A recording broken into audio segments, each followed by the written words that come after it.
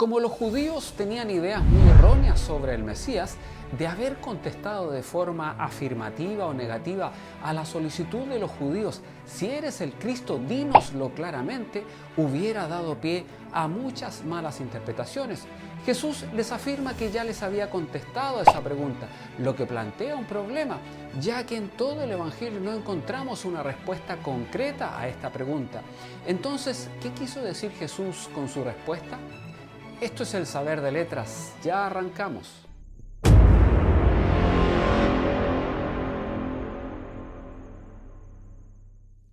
Jesús habló de forma muy clara a la mujer samaritana y también le ha revelado su identidad al hombre ciego de nacimiento, pero no ha habido ningún discurso público ante los judíos en los que haya dicho que Él es el Cristo.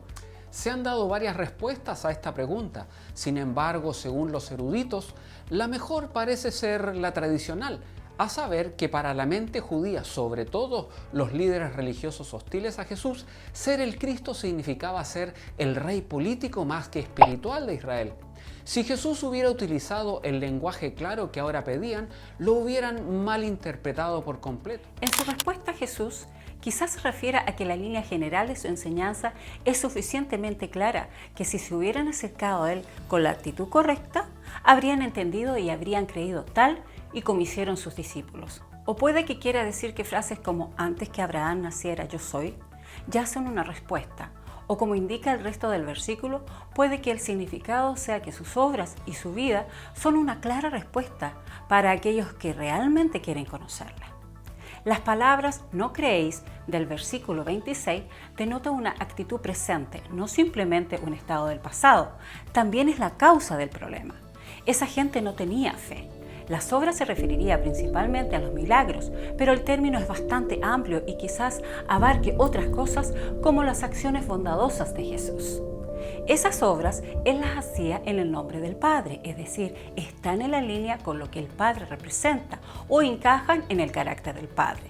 Lo importante es que la fe es el camino. Juan no quiere que a sus lectores se les pase esto por alto. Nótese que tienen que creer en su nombre. La palabra nombre tenía mucho más significado para la gente de la antigüedad que para nosotros.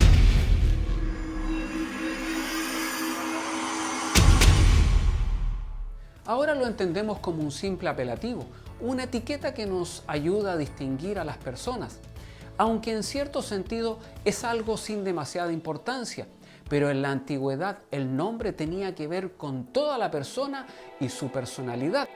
Por ejemplo, cuando el salmista habla de amar el nombre de Dios o cuando ora que el nombre de Dios de Jacob se ponga en alto, lo hace pensando en todo lo que Dios significa. El nombre expresa lo que toda la persona es. Creer en el nombre del Verbo significa confiar en la persona del Verbo. Se trata de creer en Él tal como es. Creer que Dios es el Dios revelado ante el Verbo y poner nuestra confianza en ese Dios. Así que es mucho más que una simple creencia. No se trata solo de creer que lo que dice es verdad, sino que confiar en Él. La expresión griega que aquí se usa se ha encontrado en los papiros en contextos donde está relacionada con la idea de posesión. Si en el Nuevo Testamento también recogiese este uso, entonces tendríamos el matiz adicional de que cuando creemos pasamos a ser posesión de aquel en quien hemos creído. Luego Jesús agrega que estas obras que hace en nombre del Padre dan testimonio de Él. No son obra vacía de significado, tienen un propósito que es hacer que la gente se vuelva a Dios. El problema con aquellos judíos era que no prestaban atención al significado de lo que estaban viendo con sus propios ojos. Acaban de presenciar la curación de un ciego de nacimiento y eso ya debería ser una respuesta suficiente a su pregunta. Este tipo de obras son un testimonio vivo. Ryle comenta, observemos cómo el Señor siempre apela con confianza a que sus milagros son una clara evidencia. Los que intentan despreciar los milagros han olvidado las muchas veces que se usan en la Biblia como testimonio. De hecho, esa es su razón de ser.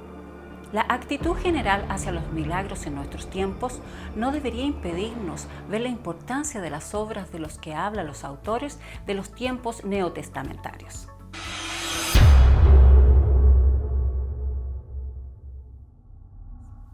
Una vez más hemos llegado al final de nuestro espacio.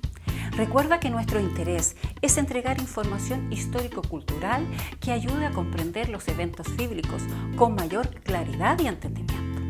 Cada semana estamos presentando un nuevo espacio a través de las redes, por los cuales también nos puedes seguir. Un agrado haber estado con ustedes y por favor cuídense. Nos vemos hasta la próxima, amigos.